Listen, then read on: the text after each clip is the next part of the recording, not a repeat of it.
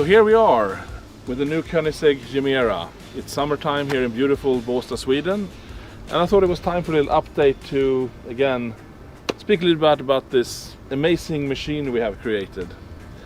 This was really a dream of mine, I guess since my childhood in a way.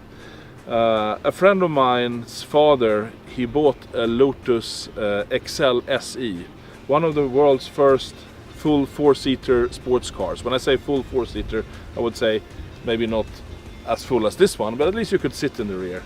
And I had really fond childhood memories from those days. And about 15 years ago I started sketching on what became the Gemera in the end. At that time we did not have access to the kind of development tools we have today, or the engine or propulsion technology that really enabled the Gemera to have this amazing package where it truly looks like a mid-engine sports car, that it is. It's very compact, very dynamic, but still you can fit 4 2-meter persons in this car and 4 carry-on luggage sets. That is absolutely unheard of with this form factor. It is really a dream that is fulfilled for me, and I have to pinch myself when I look at the end result. It looks even better than my wildest dreams, actually. And the performance of this machine is truly out of this world. We're talking 0 to 100 kilometers per hour in under 2 seconds. We're talking 0 to 200 under 5 seconds. And it keeps on going on like that up until over 400 kilometers per hour. In the end we will see how fast it is, but the numbers are just staggering. The technology in this car is also otherworldly in many ways. We have a newly developed Koenigsegg engine, which we call the Tiny Friendly Giant. A 3-cylinder, a 2-liter 3-cylinder with 2 turbos and free valve technology that can run on completely renewable fuels.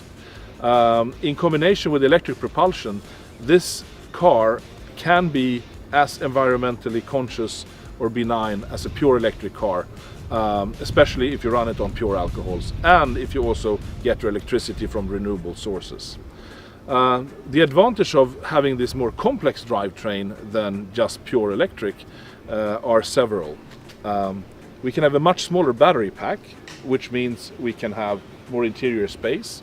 But the small battery pack means we save a lot of weight, because the TFG engine only weighs 70 kilos.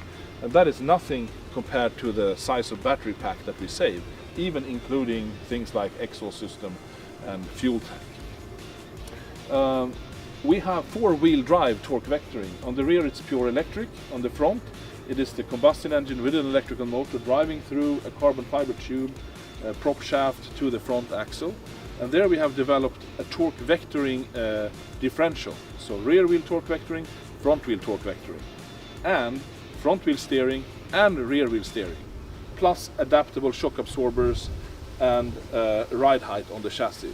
So it has the most dynamic chassis of any car known to me until this date, which means you can set it up to be Autobahn locomotive, just straight as an arrow, super safe, relaxed at high speed, or it can be super agile around a racetrack.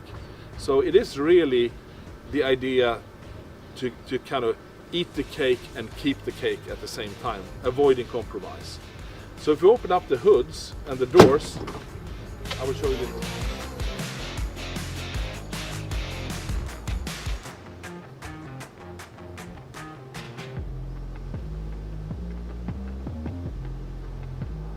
So we can start with showing the front luggage, which is not so big, but it fits, let's say, the driver's carry-on bag.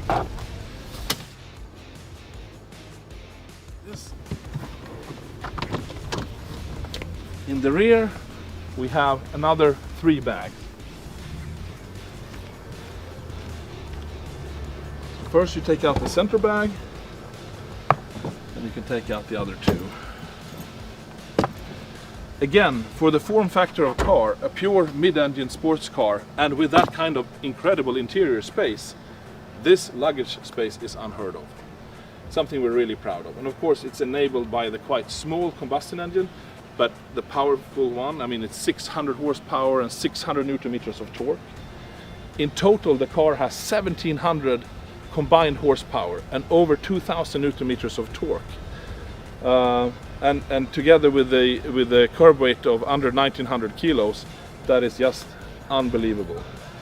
I will showcase how the interior works as well. You have 8 cup holders. On the production car, they will be a little bit bigger than on this first show car. We have 2 hot ones and 2 cold ones, both front and rear. And in the rear you have a full infotainment system that can display internet, Netflix, you can look at the cameras around the car, you can record data when the car is driving. We have memory foam seats like we pioneered on the first CC8S almost 20 years ago. That idea never grows old. They mold themselves to your body, so they're really comfortable, even though they're very, very thin.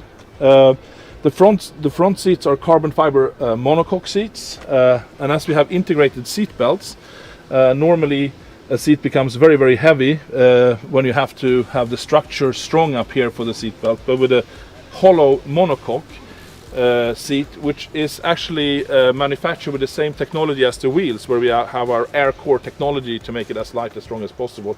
The seat weighs under 20 kilos with the seat belt mechanism. Unheard of for that type of seat. So I will enter now in the rear seat, just to show this is just staying where it is. I will go in. It's sort of easy, you don't have to move the seat. I have plenty of space. I am 186 centimeters tall, which is fairly tall. There are taller persons that we also showcase. You can be up to 2 meters and still sit fairly comfortably, which is unheard of for a 2+2, especially with this low roof height and compact sporty layout. So I will now exit.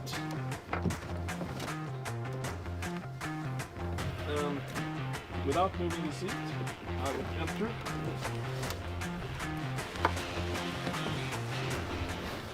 And now I have plenty of space. My legs are fully stretched out. Sit super comfortably, and it's an open, airy feel. So this is really something we're proud of. This super unusual, super practical packaging of the car. Still, it's a true Koenigsegg in its form factor. Wraparound screen, smooth, aerodynamic, simple shapes, relatively short overhangs, and simple Scandinavian surface styling. So I think, yeah, that's it for today. Enjoy the summer. Cheers. Take care.